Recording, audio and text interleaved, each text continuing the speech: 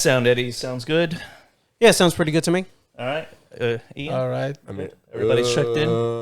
Yeah. Everybody relatively happy with how they sound? I mean, yeah, we're all on the short bus with our legs like dangling in the... Yeah. I'm going to get over it, so. Yeah, after a while you start ignoring your own sound. Oh, yeah. Yeah. I think Nelson's the only person that likes the sound of his own voice. This is true. He fucking loves I it. often just talk to myself alone. And Yeah. Yeah, Nelson. I can hear you. Oh, shit. All right, Eddie, cue the music. Yep. Welcome to the Sofa Kingdom podcast with your hosts, Nelson, Ian. Ed. our special guest for today, the Albanian machine. Enea. Very nice. Today, we're going to just discuss our own personal journeys with martial arts, mainly Jiu-Jitsu, but other aspects of our life that kind of peel into the Jiu-Jitsu world and the martial arts. What's the word I'm looking for? Nope, not helping. Yeah. No, you're on your own here. All right, fuck you guys. Nah, for those of you that don't know, yeah, we're all fairly attractive people, but we're actually all dangerous people as well. I think everybody here, at least on this couch, is Absolutely. a purple belt. This side of the couch is attractive. The other side of the couch, maybe like a troll, but still dangerous. Still dangerous, What the yeah. fuck? Yeah. Trolls are very dangerous. If you've ever read Lord of the Rings, they're pretty dangerous people. But no, Enea is joining us today. He is the Masters World Champion, IBJJF at featherweight in 2020. He also brought home the Nationals title at lightweight in the year 2020. So he's pretty busy over there, you know? Thank you, guys. Hey, not a problem. Hey, we're in the presence of greatness. That's right. So you got that champion mindset. You know, you train hard. What's your regiment like? What do you do to prepare to get yourself to the level where Competition ready. you're winning like this? Man, I never been competitive in my life, you know, like I grew up, you know, like very chill, you know, like I was never, you know, like in sports too much. Right. But I started, you know, like being competitive in jiu-jitsu mostly. Nice. Because when I start, I see a lot of people, you know, like mostly family, friends, all they were like, okay.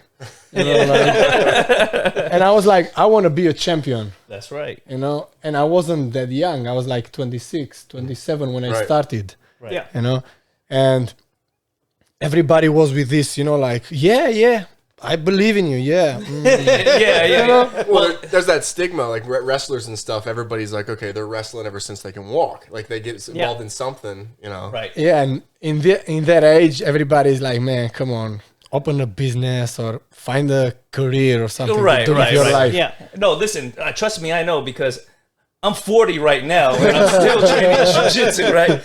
Maybe the oldest guy in the room. I mean, the best looking guy in this room, but still maybe the oldest guy in the room. But I started, Tooting his I'd own say horn like, there. like 6 years ago with my daughter because she got interested in martial arts. We went looking at different academies in different places and jiu-jitsu seemed to be the right fit for us. As soon as we walked in there, we felt that community vibe. Everybody was very friendly, open to teaching. I seen people of different sizes, ethnic backgrounds, and it just felt comforting. Whereas like some other places that I won't mention felt a little more brutish, Yeah. you know, and a little more intimidating to somebody who really didn't have an extensive martial arts background like myself. Like no mercy. Yeah. Cobra Kai, that's right, baby. Which sounds cool, but you know, when you're actually in there, it's not, you know. No. It's It the most fun becomes thing in the world. decidedly less cool if you're continually injured and you can't train, or you're training through injuries and taking small things turning into permanent issues, which you do see people do in some of the Yeah. gyms that are very keep going, very Yeah. aggressive, you know, and they're not But teaching. you'll never get to that level where you could do the death touch if you don't train in this capacity. No, you'll never reach it. Yeah. You'll never actually get there. So one of the questions I had for you is, I mean, was jiu-jitsu your first martial art? Like, was it the first time that you said it was your first athletic thing, like your first sports-related thing, but what was the first martial art that got you into this type of stuff? When I was back home, you know, I went to a phase of my life and I was like, I want to do something, you know, like athletic, but at the same time, like a skill. Mm-hmm. And I found a guy in capital, because I used to live in the capital at that time, and he was doing Krav Maga. Okay, Israeli self-defense. Got it. Yeah. Yep. Really special. I got forces. into it, but I didn't stick to it. You Yeah. know, Yeah, like, because it was, I hear Krav Maga is real, like in your face, like hitting you hard, smashing you. A lot of gun disarming. yeah, you know, Yeah. like things like this. We were hitting a tire. He have a tire in the wall, and he was like, "You have to kick it like." Okay, that's real. That's wrong. That is wrong. It's a military martial art, correct? So it's very focused on finish the fight quickly. I Yeah. can't imagine do much live sparring at like full blast. Not when you're You gouging start- people's eyes yeah, you out. start and taking breaking knives. shit. Yeah. Like how you say, like hitting someone on the throat. throat. Yeah, like the Yo, bro, don't be knife-edge swinging those chop. hands around here. Lethal weapons and shit. Yeah. Hey, you had me at kicking tires, man. I was like, all right, where's this place at? But that's interesting. So, how long did you try the Krav Maga for? I keep it like maximum a month. I Yeah. think. And you And realized after- it was fun, but it just wasn't your And thing. after I was finding excuses like, I'm gonna rest today. yeah. I'm gonna rest the other day. So when you got into jiu-jitsu, was it like an immediate love for you, or was it something that built over time that you decided? No, actually, I hate the word jiu-jitsu in the beginning. Mm. Because I had a friend of mine, he came back from England, and in every conversation it was jiu-jitsu. You know? As most And I think we can relate. Yeah, We can relate. Yes, it does for most people when they start manage to weasel its way into every conversation. Oh yeah. Always. Yep. Until people start telling you, hey man, you can talk about some other shit, right? Yeah. It's not only about jujitsu. Yeah. Yeah. It grabs you though. It does. It's addicting. It is. No, in the beginning, when you don't know what it is, you know, like Yes. back home, I know nothing about that. And back then, I wasn't big fan of UFC or anything else. You know, Right. I wasn't watching. And he was all the time, you know, looking me, you know, like to open a conversation. He was like, "Yeah, man, jiu-jitsu, the best." Did I tell you I got a stripe? I got a stripe. I got a stripe. He was he was a white belt. He was a white belt, you know, Yeah. fresh. And he was like, "Let me show you something." Oh man, okay. Let's go down. And I'm like, "What do you mean?" And he was like, "Let's go to the ground." And I'm, oh man, all right. And all the other friends, they were looking, and he was like, "Okay, so." He went to the guard position. And whoa. I'm like, okay. Exactly. All right, this shit is over. We've all been in that moment. Yeah. All right, get in my guard. Wait, what? Pause. Wait. Pause. Pause. Wait. You got to buy me dinner first. Yeah, exactly, sir. Then the guard. What do you think this is? So go on. So you got into the guard. Yeah, and I'm like, no, bro, no, stop this bullshit, you know? And he was okay. And he started with the phone after videos. Look, he's Roger Gracie, Nice. the best. You know? And after I start watching the videos, you know, like more, you know, like takedowns, you know, like Yeah. the chokes and everything. I'm like, okay, this is interesting, you know? But in that moment, I was in a transition of my life that I was moving from Albania to here. Right. And I moved here, and the first thing that I did, I was like, in Google, BJJ near me. You know? And I was checking over there. That's I- a hell of a Google in South Florida. That's Yes. a hell of a Google. Yes, because Yeah. South Florida is a hotbed for MMA. California and Florida are like Yeah. the mecca of jiu-jitsu in the Yeah. United States. Exactly. And so is George Santiago the only jiu-jitsu professor that you've Yeah, my own- had? yeah. Yep. Yes. And he's a fantastic Oh, teacher. yeah. a Shout out to great George person. Santiago, XL XL Jiu-Jitsu, Jiu-Jitsu, Boynton yeah. Beach. Hell of a school. Yeah, absolutely. I got the privilege to train there for quite some time and meet some very interesting people and learn a lot of great jiu-jitsu skills. Got to train with Enea, Kamaru Usman, the current The welterweight. champ. Yeah, taught at the school, amongst other people. A lot of special guests. George Santiago has a lot of Oh, David the Crow Loazo, yeah. Yuri Villafort. You know, yeah. I think I was in there one time. High level. Rashad Evans stopped in. I was like, what the fuck? Oh yeah. One time I was rolling with somebody, and I think it was Anthony Rumble Johnson walked in. Yeah? and we like, Yeah. is that Anthony Rumble Johnson? I took the opportunity to choke, but Yeah. it was worth it. Yeah. The one thing I liked at Excel is Excel compared to a lot of schools in the area has high level roles. Yes. And that's the first thing I noticed moving from the school I met you at, which shall remain unnamed. And when I came down there, I'll never forget, I rolled with Adam. Adam, shout out to Adam Andrew wherever you're at. Yes. And this guy is a monster. And Yeah, he's a he beast. was a white belt at really the time, good. and I was, I had like a stripe or two on my blue belt. I've been a blue belt for 7 years. I was like, all right, I got this. Yes. Little guy, and he's just like, I'm gonna roll, and and I wasn't aware he was half chimpanzee. I was unaware. And he kept scrambling, got through my guard. I was like, okay, I can have power out of this. Nope, couldn't get him off me. I think at one point he took my back, and I was like, okay, I'll be able to fight his hands once he gets the grip in. Nope, went for a bow and arrow. And I'm trying to peel these hands off, and I was like, oh my God, I'm about to tap out to a white belt. right. I was like, I'm about to tap out to a white belt. This is my first roll at the new school, and I'm going to tap out to it. And I tapped out. Yeah. I thought, what the hell? I went from another school Yes. where I'd have to roll with like the black belt or the instructors to get competent rolls.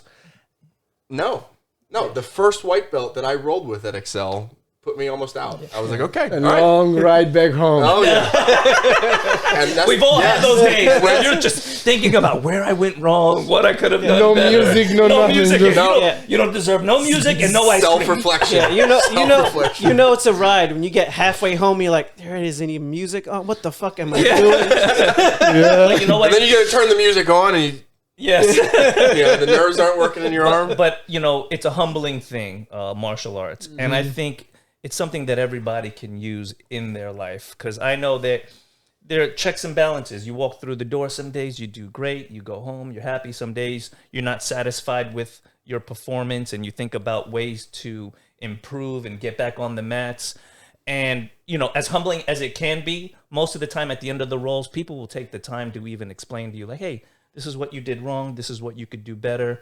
And I think that's an important part of the jiu-jitsu community and what keeps people coming back. Yeah. So another question that I had for you, Enea, is as you're progressing in your personal journey, your personal career in jiu-jitsu, what other goals do you have in mind as far as competing is concerned? I mean, now I'm 31, so I'm gonna keep competing as long as I can. Very nice. So, and at the same time, I want to keep a balance in my life because, for example, last year that I won, the world, national, and other competitions, opens, I went full all in to competition. I was like every second week, every other week, I was competing. Right. Yeah, and it is a big part of your life. And I think when you're competing at a high level, it's important to do those things. But like you said, it's also important to have that balance. You need the balance. And that is one of the benefits of Florida is there's competitions constantly all the time. Yeah. But you do wear out your body because there's a difference between rolling in a competition and rolling in a class for training, or even just getting a light roll to work out some fundamentals. So you're hitting competitions that often. Can't imagine you were feeling too good after a while. No, man. And especially, like keeping the balance, like competing every other week. Yeah. And the next day, when I was coming back from the trip, going to work directly. Yeah. Oh, yeah. Even everybody was asking, how you did? I won. But deep inside, I was like, yeah. You're like, yeah, but did I? Yeah, I was there. But at what cost? Yeah. At what cost? Yeah. And you have a sponsor, correct? Yeah. Who is your sponsor? I have a CBD oil, the Perfect Edge Botanical. Very nice. Perfect Edge Botanical. Shout out. All right. The Palm Diner, which is the best. Nice. The best food in Boynton Beach. Oh, Palm shit. Diner, you heard it Boynton here Beach. first. You heard it. That's right. Also, AJG is a Leco who does the geese. Like the how do you call it? patches. The patches and everything. Nice. So they take care of you as well. I think that's important. They recognize your skill set. Yeah. Also, Amanda and James Gallery. Nice. Jesus, this guy's like... That's all. Is that where you pose for the pictures and they draw you? Is James. Yeah. yeah. He tried to draw me too. Come on, James. I said no. Stop it, James. Stop it. Yeah. But yeah, they support me all the way on my journey. Like since the beginning, especially Palm Diner. It was like the first one that when I start competing, and because everybody see only the medals and the podiums, but everybody forgets about the losings all the time. Yeah, you know, like yeah, you yeah. go to a competition, you know, like fly to another state, Yeah. and you come back with nothing. You know, like you Oh, lose yeah. the first match. You know, like within seconds. You know? Oh, That's yeah. one of the big reasons that like I mean I used to compete and it just pushed me away from it. It's like you devote so much to it. Right. Like you said, trying to balance everything. Like you got your life, but if you want to compete and stuff like that, like work, all that other stuff has to kind of be Sure. pushed back because in order to compete, competition roles like you guys were saying are a little higher than Yeah. your average everyday stay in shape jiu-jitsu roles. So you have to put in the work, and it's just to put in the work, show up, lose after paying the to go out there. It's just it's such a dump. It's such an adrenaline dump. You're like, oh my god, like. And I've only had to do like the ride home from losing a competition.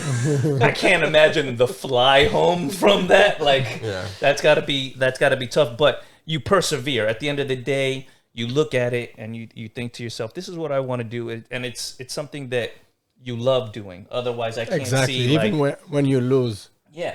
You learn things along the way, losing and winning, and you learn things about yourself too. Yeah. You know, because for me, like my personal journey has always been about like I'm not into the competition aspect of things, but I am into the self-improvement of myself as a person, and jiu-jitsu does help with that. It's like my first jiu-jitsu coach, Daniel Beliza said. He said, sometimes we win, sometimes we learn, we never lose. Right. I mean, it's you always take something away from it. Yeah, it's always about perspective and how you reflect on what you did, because you could always sit there and be shitty about making a mistake and just think about the mistake instead of thinking about what can I do to build not off make this, that yeah. mistake again, or even stopping to ask when you don't know what somebody did. Hey, what'd you do over there? What was that when I was going this way? Some people get hurt just because there's too much pride, let alone asking for help. Your ego. Just tapping Your ego is when your they're in a enemy. bad spot, and learning to not get in that bad spot versus just fighting once you're there and then you pop. Oh, good job. Yeah. The best part is because you fight the same guys all the time. Yeah. And you can't get away without this. Like you're gonna ask. Everybody ask each other. It's like, damn, bro, how you did that? Yeah. Like, Somebody comes I in with wasn't something waiting new. for that. Yeah, it's always that little new submission that you either catch somebody or get caught with. And the guys that you can only get away with it once. Like, I caught you with that. If I try it again, I know I'm going to pay for it, though. Everybody's got their thing. Everybody's got their Yes. thing that they do. They like to do it. They're comfortable with it, and they go to it every time. Yes. It's like they get known for it. Kimura. Sorry, Ian. I just... I got what I Kimura got. King, Right? I I got what believe I they got. call I got you. what I got. That's all I got. One move. So what would you say your favorite submission is? Triangle. Yeah, them deadly legs. Is it because in Albania you're always running up and down mountains? No, man. No. Man, what happened, like I did an interview. It's a little bit out of the triangle, but Yes. I'm gonna no, bring it's it. okay. We'll come back to it. We'll come back to it. Bring it It's like a triangle. We'll Yes. get back to it. I did an interview, and the host, she asked me like, did you do any sport when you were young? And I was like, yeah, like my other friends, like we were going swimming. I was playing soccer. And after that interview, my friend, he called me, he's like, you're a fucking liar. when you play soccer, Shit. when did you play soccer? Oh, you gotta love friends like that, though, right? Oh, yeah. Yeah. Oh, of yeah. course, yeah. They love me. They love me to death. I can imagine how intimidating this phone call is because I think weren't like the bad guys in Taken from Albania. Yes. So this had to be like the scariest feeling. Like, you're a fucking liar. Yes. I can hear it. Like I saw the phone number and I'm like, oh yeah, he might say, like, oh congrats, bro. Yeah. I saw you there. He's like, you're lying. But that's one. what real friends will do. that is a real friend. yes, That's a real yes, friend. it is. Yeah, We need those friends to call us of out. course. When Yeah. they- And I want to bring back to the triangle, like I wasn't training that much, my legs and everything. Like everybody that we're going to gym, I was like, Yes. biceps. Upper body. Yes, that's Yep. right. Yep. And- Curls are for the girls. We That's all know right. that. We know that. Come on. Come on. We're aware. And to do triangles, you need legs, you know. And I start in a hard way, You know, like when Professor George, he showed us the triangle, it was like the moment, you know, with the sunbeam. bulb. Like, Yeah. wow. You're like, I like that. I love this. And I learned it in a hard way, you know, like shooting for triangle, and everybody was like, boom, passing, passing. But that was the moment that I started, you know, like developing, you know, like starting, okay, I'm going to be the nail today. Okay, I'm going to be the nail this week. Okay. You know, and I keep going, and I was like, start drilling after, you know, like start listening more from the others, you know, like at the academy and friends. Sure. And I start training with Italo Villardo. Shout out for Italo. He's a personal trainer from Brazil. Nice.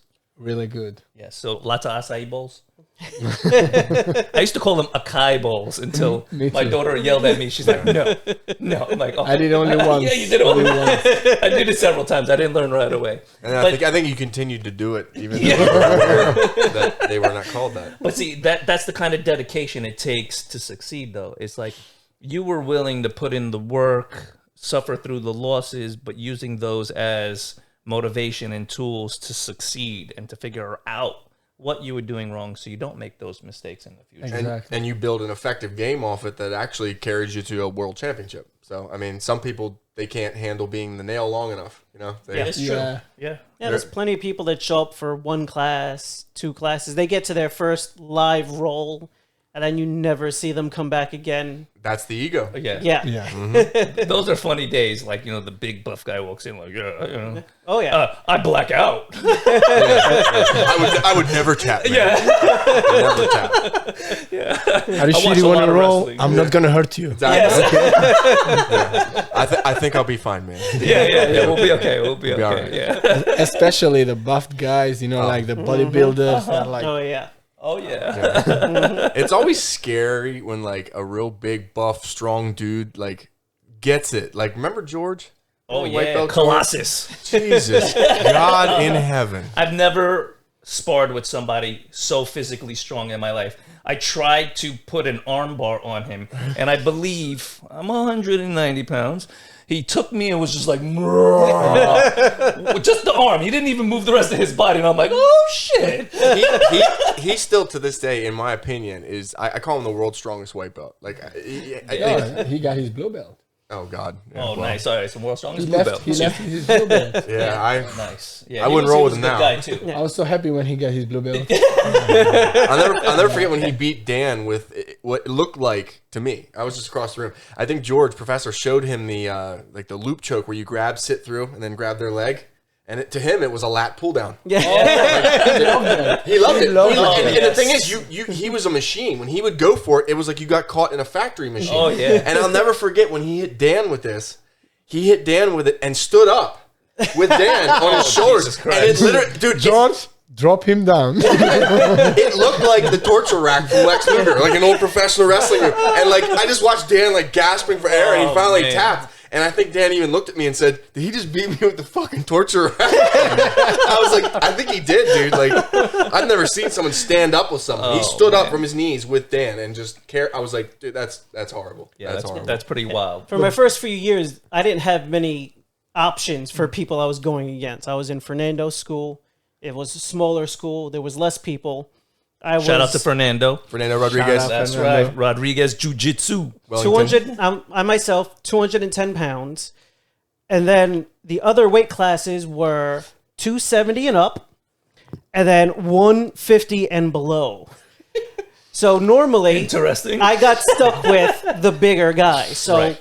By default. the two bigger guys, one was Dane, who's a Goliath, Basically of a a man. Viking. How Yes. you doing, Baba? Yeah, How you that's doing? right. Baba, okay. And then the We person miss you. You've been domesticated. got married and disappeared. We still love you. Same thing with my friend Alex, got married and disappeared, who was the person I would normally go with, which was a 280-pound ex-arena football player. So not only was he gigantic, he was incredibly athletic as well. You pulled guard a lot, didn't you? I had to learn how choice. to not get just crushed and passed from just the size. Yes. And then on the other side, I had to not be the person just being a dick and crushing someone that's like half my size. Right. And then the only other people, because there was 3 black belts, were the 3 black belts. So every day at the office was a hard day at the office. So I regularly rolled with people 50 plus pounds, 50 pounds less, or a black belt for the first 3.5 good, years though. of my jiu-jitsu. That's good though. But it shows. It shows in your game. Yes. Because you have a very conscientious, tactical, technical game. Yes, you can't. And it's because you were being attacked at such. You can't make crazy mistakes pace. with Yeah, someone yeah. that's 50 pounds heavier and then faster than you at the same time. You're like, Yeah. this isn't. Yeah, that's scary. I can't do both. I just can't let you move. I have to figure out to keep you there. All right. So let me ask you, because I know we've all dealt with injuries along the way. What's been your worst injury that you've had to deal with in jiu-jitsu? My worst injury, it was when I hurt my, how you call it? I forgot the name. Groin? My groin. Yeah, that's a tough one. And it was right before the Worlds. Oh shit. The worlds that you won. Yes. Oh shit! So you went in there injured with the pimp walk, and you still won. Yeah. They call him the Albanian machine. That's right. That's right. Machine. That's right. It just I'm not in pain. I'm going in. No, actually, I wasn't in pain until the ref lift up my arm. And Yeah. nice. And after, I was like, I couldn't walk out. Yeah. Oh man. I couldn't walk out because it was also the adrenaline, you know, like, sure. and I was shooting triangles like crazy. Yeah. Yes. And I got a sweep and I was feeling it at the same time, but I was ignoring it, Yeah. the pain. And after, I couldn't stand up. I was like, Nice. and after when I figured out that I won, I started limping. I was Yeah. like, okay, now Everybody's look at him. He's got some swagger. I saw a video of you pulling off a sweep. It might have been in one of those competitions. It was the. I actually love this move too. It was Professor Polga's Polga Plata sweep, where you kind of sit out for the omoplata, but you flip them forward. yeah. Oh man, I saw you hit it and it was nice. I was like, oh god, there it is, Professor Alexander Pimentel. That's nice. That's a beautiful move. How about you, Ian? Any war stories on any bad injuries you've dealt with? Jiu-jitsu kind of just adds up. I mean, I don't think I ever had a massive injury. I mean, I remember Adam, again. How you doing, Adam? Yeah. He had me caught. This is still when he was a white belt and I was a blue belt. He had me caught in a neck crank one time. And I remember it was a neck crank. It was a full-on neck crank. Like, he was, like, folding my head back. And I remember I was like, oh, should I tap? And I was like my pride got in the way. I was like, I'll just die. And I remember I just put my hand down and I was like, die. Like, because I knew time was... I saw time... I know what you mean, though. You're like, I saw time going down. I was like, I Yeah. could tap, but it's just physical pain. I was like, I'll just fucking die. And then I remember, like, I had like a neck spasm so bad I had to miss like 2 weeks. I couldn't like turn my head. I was getting like Medrol dose packs. let me send a message before I die. Well, Tell my mama I love her. I figured that Adam living with my death would have to be the greatest like punishment ever. But Adam probably wouldn't. He'd be like, oh, he's died. You know? He'll move on. Yeah, he died. He probably wouldn't even show up to the post about it, funeral. like, today I killed a blue belt. Like, you know, it was good. But I don't know, things just add up. You know, like broken fingers. You know, like just fake teeth. Whatever. It just kind of adds up over It does. time. It does. You know? We mostly train injured on some way or another. Yeah. And Never everybody's 100%. pretty good Never. about not trying to hurt each other, but it is a full contact sport, so it's going to Builds happen. up, you know. You forget about the knee pain when you have elbow pain. Yes. Yes. You know, and after you forget the elbow when you have the neck, you know, Yeah. and so on, so on. No, for me, I fractured 2 ribs as a white belt, and I didn't know at first. So we were doing like judo throws, and I landed, and I didn't break my fall. It was completely my fault. You know, I was new to it, and I felt like I was just sore. So it wasn't completely fractured at that point. And then I went in for like an open mat on a Saturday. I'm rolling around with a friend, and he does the gable grip and just yanks, and I hear pop, pop. And I was like, hold on a second. He's like, you good? I'm like, yeah. Hold on, man. I went over, drank some water. I'm like, fuck, I'm in a lot of pain. So I start packing my shit. He's like, where you going? I'm like, I forgot I got to do something. Zipped it up, got in the car. Call my wife. I'm like, I'm gonna have to meet you at the hospital. I think I need some X-rays. It was 2 fractured ribs, but They don't heal. They don't heal well. no, they don't. Ribs They don't. are the worst. It took a little time, but I think I was back in like a month because at the time I called the professor. I'm like, hey, I'm a little injured. He's like, no, come in. Don't worry about it. Was this the school that shall not be named? Yes. Good. He's like, no, come in. Don't worry about it. This is the same professor that didn't show up to my Miami Open, and Fernando had to coach me. Yeah. Good school. Let me tell you something. Fernando is a fantastic professor. He's a great friend. He's one of those people that in the jiu-jitsu community, he looks out for his students and for other academies. Him, like George Santiago as well, like to me, like they are like up here at the top as far as just being all around good people. They'll recommend students to other places that are closer to them. They travel with inside of the community and train and learn from each other. So I think it's important because there are some schools that are of the older mentality where it's like you train here, you die here, you shit here, you eat here. No cross. No cross training. No cross training. Because I know you weren't the only person that he's done that for, because of that school. I know he's on a handful of occasions been at tournaments with some of his students, and he's looking over. He's like, I know who this person is. Yeah, and he'll go out of his way. Where's their professor? They're here by themselves. Sure. It was my first competition in like 6 years, and I'm showing up, Miami Open. It's the first tournament I did in Florida, and I remember I'm sitting there, and my opponent, Vlad Lukin, nice guy, I'm looking across at him, and he's got Cyborg in his corner.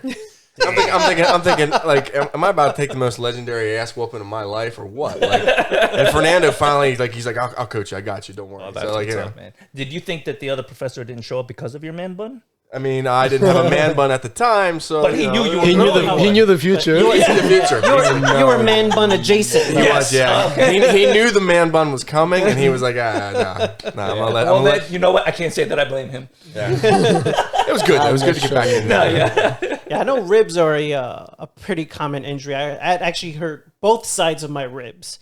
It was probably about a month in under white belt. Again, 270 pounds plus. A lot of rib also injuries. a white belt. Yeah. And I had, the good old pop of the floating ribs on the back. Took like a week off.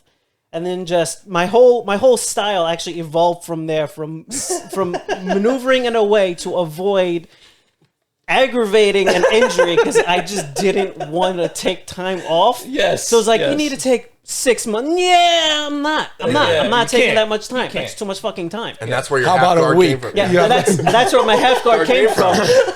And the reason why my half guard is decent on my other side is because after a couple of months of doing that, I hurt the other side. Nice. And had to turn over to the other side. All right, so we're gonna work on this angle for a little while. Yeah. Well, I have a question. Like, since you compete at the highest level of anybody here, like, what do you do to help, like, maintain? Like, what do you supplement your jiu-jitsu with? Like, I know I lift weights, I do yoga. Like, what do you do to be able to compete at that level for how long as you do? For example, last year that I compete a lot, the biggest help that I think it was what Pedro was talking to me. Like, everybody knows here Pedro. Oh, yeah. Pedro Ramos. Yeah. Pedroca. Pedro. He's a beautiful savage man. Yes. Yeah, he really is a great guy. Yeah, he is. And he was telling me, Enea, you have to believe to yourself. And I'm like, I believe to myself. And he was like, I know, but you really have to believe to yourself. Right. And usually he was telling me this after when I was losing a competition and I was like sad, Right. He was like, you have to believe to yourself that you are a champion. You want to be over there. Right. And after a long time, I start, like thinking about this, and I was like, what he's talking about? I'm going to believe to myself. I believe to myself. And I start, like processing in my mind, like, I really want to be a champion, Right. And I start, like saying it to myself pretty much like, I am a champion. I am a champion. I'm going to be there, Right. And that helps, like, some percentage, of course. It's the mindset, the visualizing. I'm gonna be on that pedestal. Yeah. Number one Albanian. You But- do represent your people well on a serious level. You really do. Yeah, I'm the first Albanian world champion in Jiu-Jitsu. That's amazing. Holy man. shit. You know? Yeah. Oh my god. That's something to be proud of. Actually, Yeah, it is. I'm really proud of Yeah, this. yeah. I'm really I can proud. tell that you're a very proud person. You always carry yourself well. It's nice to see the nice guys win. Yeah. Because oftentimes it's the opposite. Like, what a fucking jerk. And he's number one. Fuck that guy. So when good people that care about the community, you know, are winning, I root for them. I'm happy to see that. So what else do you do? So plus the mentality that you have to think about, like, I'm gonna be the champion. You have to work for it. Sure. So I start, like, drilling more. I start, like, listening more to Pedro, as I said, that he had a big part in my victory.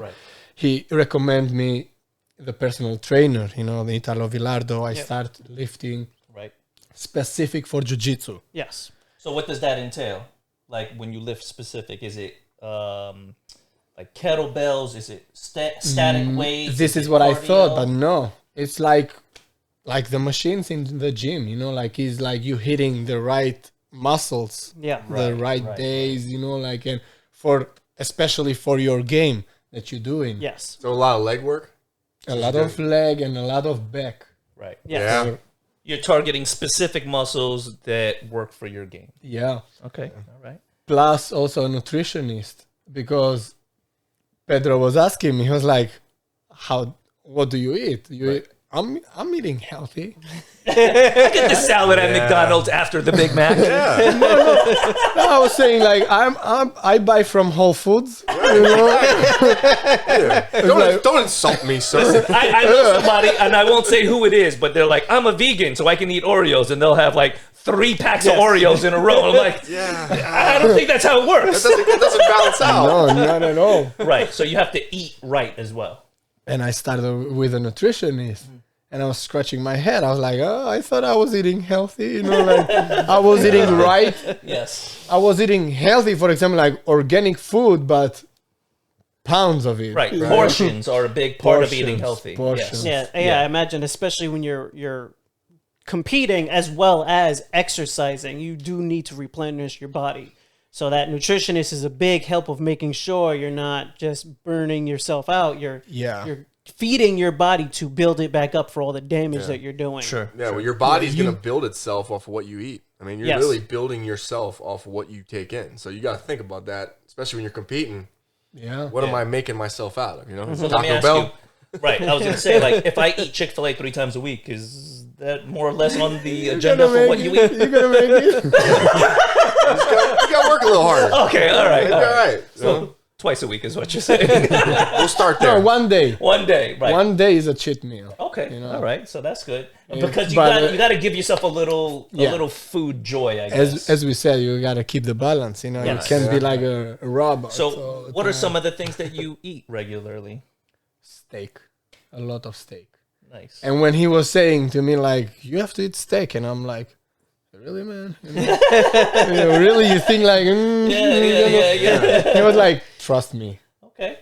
And I started the diet, and I lost weight, And another thing that I remember now, Professor George, he was asking me like, hey, Enea, what division are you fighting?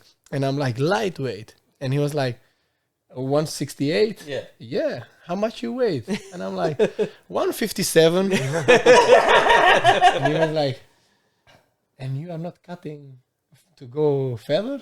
Right. I'm like, I'm hating cutting weight. I'm going to kill you. Guys, they're cutting 10, 20 pounds, and cutting weight can be hard. Yeah. It can be the hardest part of it. Yeah. It's awful. But with a bad nutrition, like eating, with good nutrition, it's easier. it's easy. Right. Because you're doing it incrementally versus like trying to torture 15 yourself pounds in to 4 lose days. a lot of weight. Yeah. No, you go smooth, like you start, like cutting weight and you just keep it. Now that I'm fighting feather, I'm 149 all the time. Yeah, you You know, just and stay I right feel where you need to strong. You be. just feel strong and healthy. Because I Yeah. think a lot of people do that. Like they cut weight to a point where it's like it's a detriment to their own strength. I guess is the best way. Well, that and was endurance. That right? was the illusion. It's like there was always this conception that you see it a lot in MMA too. Like it's like, okay, the more weight you cut, the better you'll be. right. Not always the case. I mean, look at Robert Whittaker. Robert Whittaker, we saw he did much better at 185 than he did at 170. 170, he lost. A lot of that's just being overly depleted. I mean, the general idea was to be the strongest you could be for your weight class. So you're trying to eliminate as much water so that you meet your weight, but you're technically more, hopefully stronger than the other person because you do, in some ways, can plausibly weigh more if you could be strict enough when you're cutting weight. But when you're doing that, you're really wrecking your body and you're wrecking your hormones. Yeah. So if rest in peace to your kidneys. so if you can't put it back on I tell that to a lot healthily of girls in that time frame, you're Rest in walking peace to in your there kidneys. and your body's just depleted. And you do see some fighters who, there's a handful now that don't even cut. They kind of stay at their weight. Right. And it's healthier, but without rules to really, cut out Right. the weight But cutting. I think it was it's hard just to get out of it. an older mentality versus a newer mentality. Yeah, I especially think. in MMA, which has a lot of wrestling background. And they outlawed the intravenous way of rehydrating after the weight cut. And that, Yes. that stopped IVs. a lot of guys. That stopped a lot of guys from cutting weight. Yeah. Conor McGregor never saw 145 again. Yeah, it's harder to put that weight back on if you can't. I think it famously affected BJ Penn, right? Wasn't he one of those guys who like swore by the IV? BJ's like a relic, man. Yeah. I mean, BJ has a fight with Lyoto Machida at 205. Win. Dude, jungle fight. Look it up. Antonio Inoki's jungle fight. Wait, is it going to be in a jungle? It wasn't a jungle. Oh, It was- all right, yeah, but yeah. if you look it up, if you look it up, BJ Penn went the distance. He lost the decision. Didn't get knocked out. Didn't get stopped. Didn't get submitted. He fought the distance with Lyoto Machida at 205. It's insane. There'll never be another BJ again. Yeah. So BJ's wild. So back to you, Enea, right? So as far as your actual training regimen, how often do you say you are training? Lately, I'm not training that much because of my job. But when you're training for Worlds, what do you think? What's your regimen like? Like Like, are you training every day? Are you training every other day? so, I'm lifting 4 days a week, like no matter what. Right. Yeah. So, and also I try to drill as much as I can, but lately, as I said, because of my schedule, I can't make it. But I can catch the classes, Right. Yeah. and after the classes, I can do a couple drills, like Sure. people over You there. get it in where you can. Yeah. But drilling is something that you would say has improved your game a lot. Not only just the rolls, but the drilling is an important part of that. Yeah. Drilling is like the most Yeah, important. because I know a lot of people that swear by drilling, and other people that are like, you just got to roll, you just got to get into it. But I'm with the drilling. I think that's a like the mentality thing. If you're doing drilling properly, it helps you remove that split second of thinking of what move to do, and you just start going for the move. But some people, when they drill, they're not putting any actual mental effort. They're in just what going they're through the motions. They're going through the motion, Right. which is great to work out little things, but to actually make it instinctive, you need to go through the motions with actual purpose. Right. Otherwise, it's just wasting your own time. Yeah. And that's how you develop a triangle like you did. I mean, sharpen the weapons. That's the most important, to do the drill right. Yes. You see people like drilling a lot, and they're doing it wrong. Yeah. So That's the they're worst. learning bad behavioral patterns. So they're just compounding a weakness and making it weaker. Yeah, there's nothing worse than trying to unlearn a bad habit. Exactly. Yeah. It's so much more difficult to unlearn a bad habit than to do it right the first time so that you're always doing it right. Right. Right. I'm glad you answered that, because I was going to ask that. Like, what do you put on the highest point? Like, what do you put the drilling? Do you put the rolling? Do you put the physical training? And I'm glad that you said drilling, because it kind of highlights. Drilling is the most, like the highest percentage, but all of them, they make the work, Right. So, But drilling, you would say, is definitely the most important. yeah, but a lot of do it right. people, yeah, and a lot of people, they don't enjoy the drilling part, Right. Yeah. Yeah. And That's the putting in work aspect. Yeah, Of it. it's like, no, you don't see too many champions that have a negative view on drilling.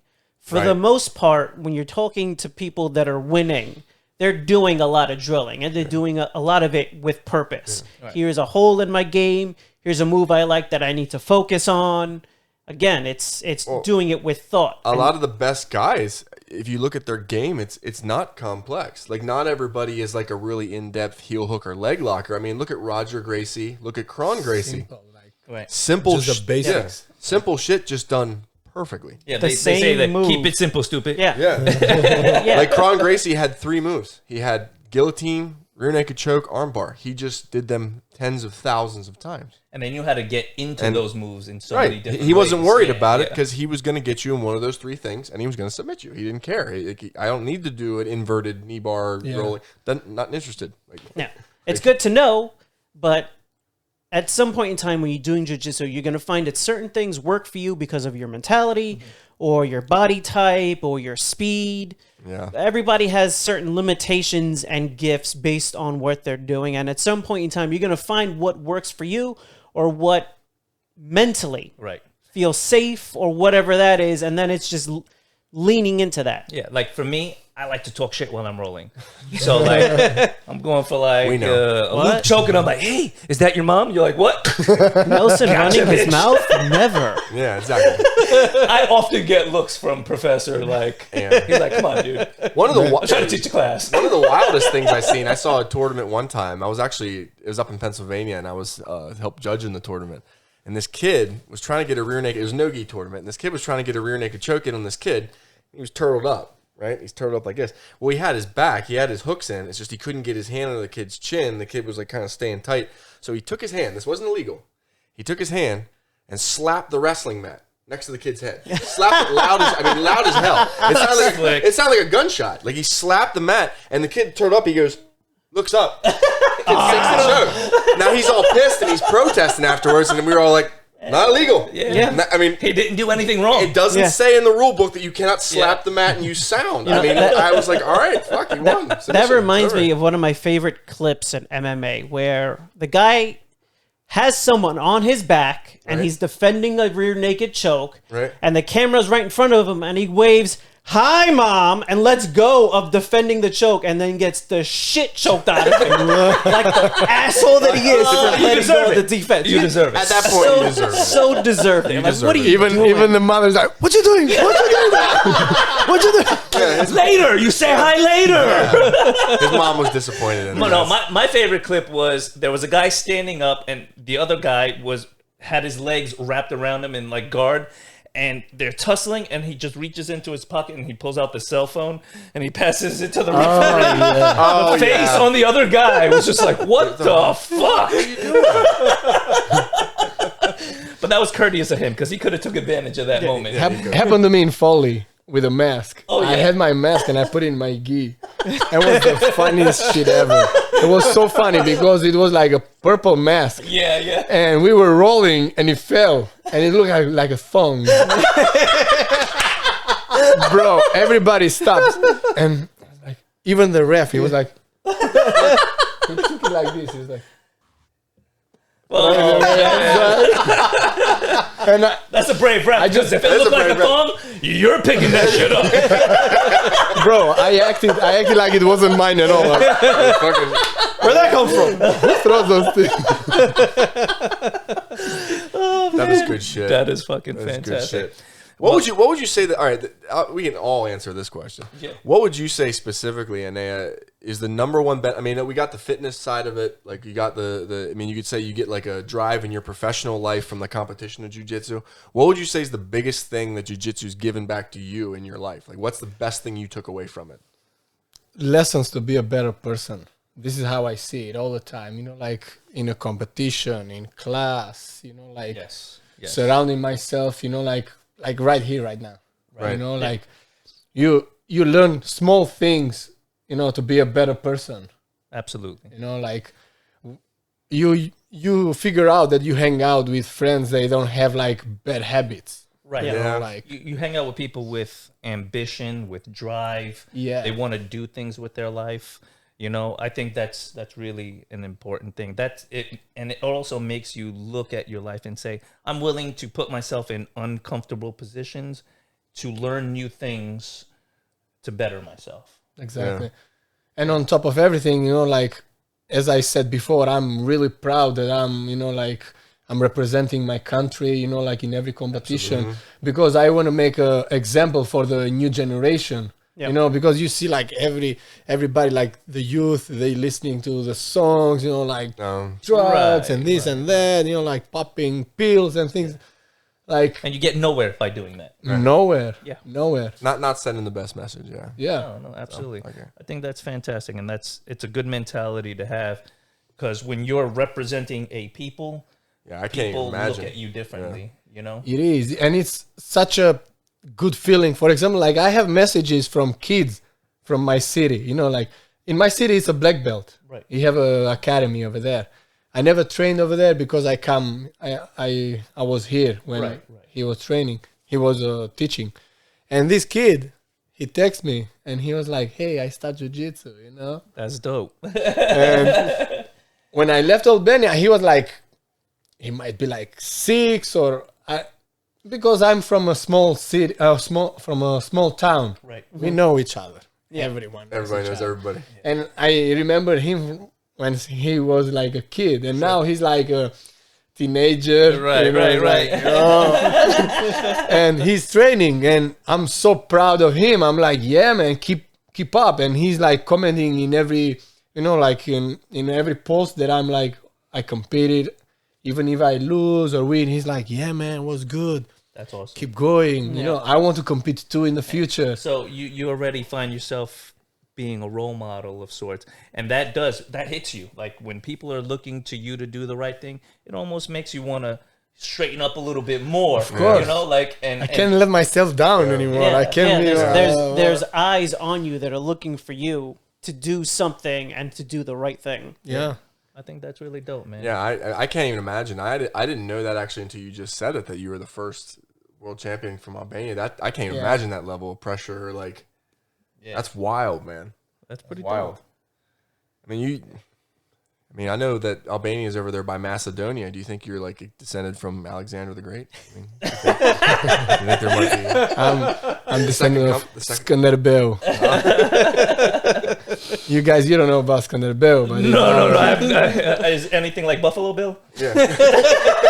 Hey, you say this again, and you will see, you know, like Triangle's about to come out. No, you will see Mercedes cars outside. You know, like, I take it back. Nelson, shut the fuck up. No. I take it You back. don't know what where you're is doing. this guy? Exactly. He writes everything that I say. That's bullshit. That is absolute bullshit. His name is Ian. Stop. I already got the man bun. I got enough shit. Man, I got in trouble because I paint him with a gi.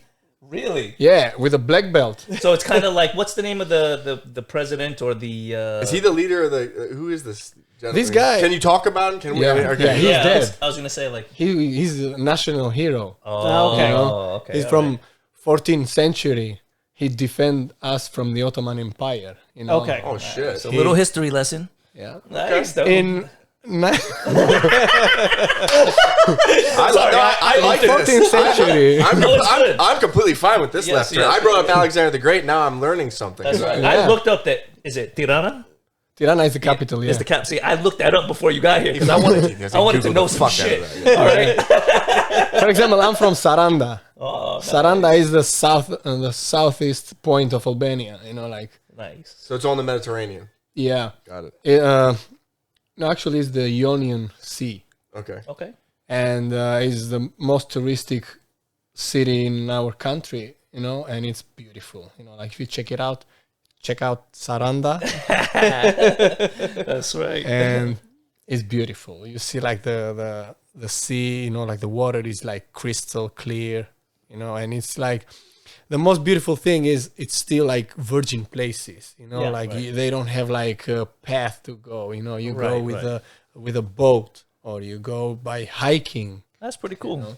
Yeah. So it's like really like untouched, really. You know, like So it hasn't been ruined by too much tourism yet. Got it. Not yet. Not Not yet. yet. Not yet. We're getting there. yeah, not not yet. like Florida. I mean, Yeah. they're And opening a third Disney somewhere else. I don't know. Yeah, there's not enough theme parks around No, here. they We won't- need no, some no. more of them. We need more. they bring in theme parks over there, you know, like the wheels.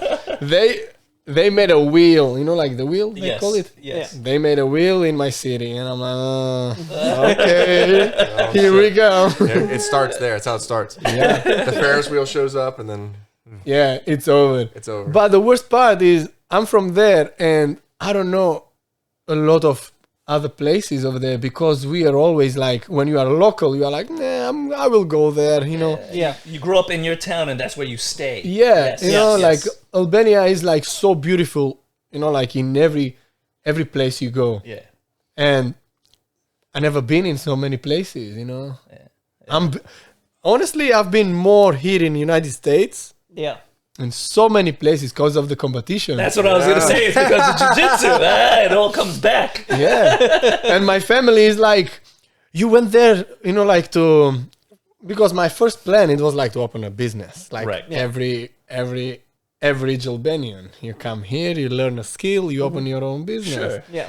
But I was like the black sheep. I was like, I come here, oh shit, jiu-jitsu. I was like, But look where it took you. yes. Yeah. You have to follow your own path. And I think it's important that you recognize, like, you know what? Everybody else is doing their thing. This is my thing. Yeah. And I never regret about that. yeah, you Never can't be regret. mad at greatness, man, because that's what you've achieved.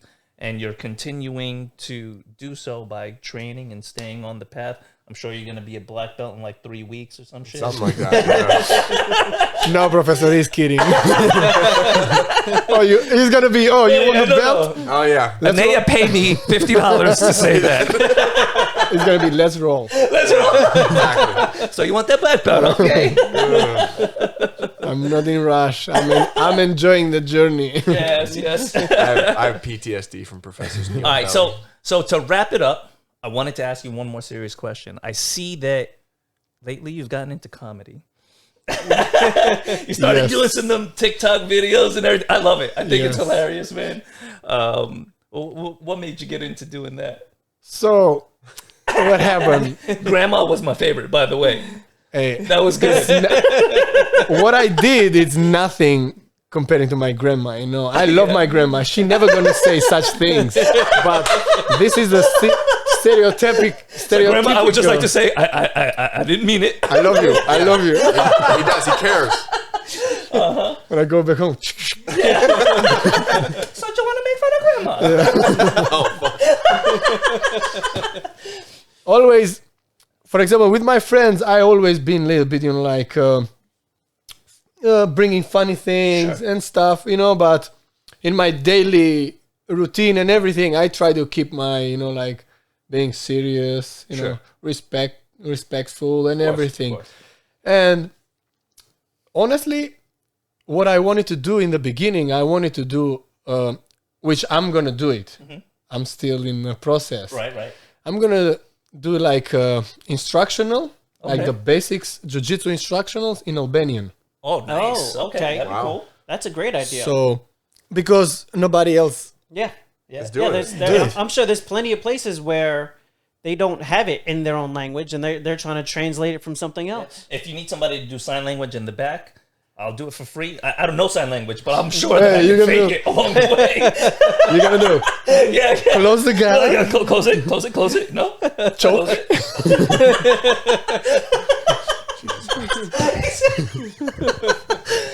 So you just wanted to show another side that you're doing a little bit of the comedy, but you also want to break into some more of the instructional videos as well. So the comedy, it came accidentally because I wanted to do like serious video instructional, you know, like, hello guys, today we're gonna open the guard or we're gonna show this and that.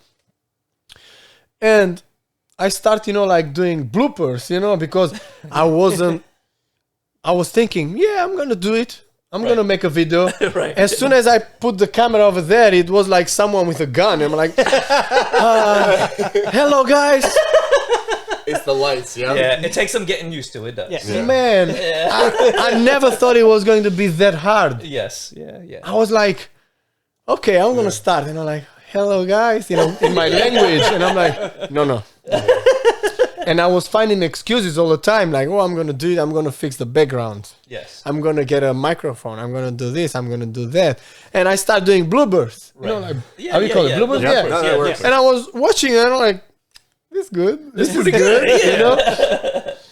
And I got the curse of TikTok. I was making fun of everyone who had a TikTok, and I opened a TikTok.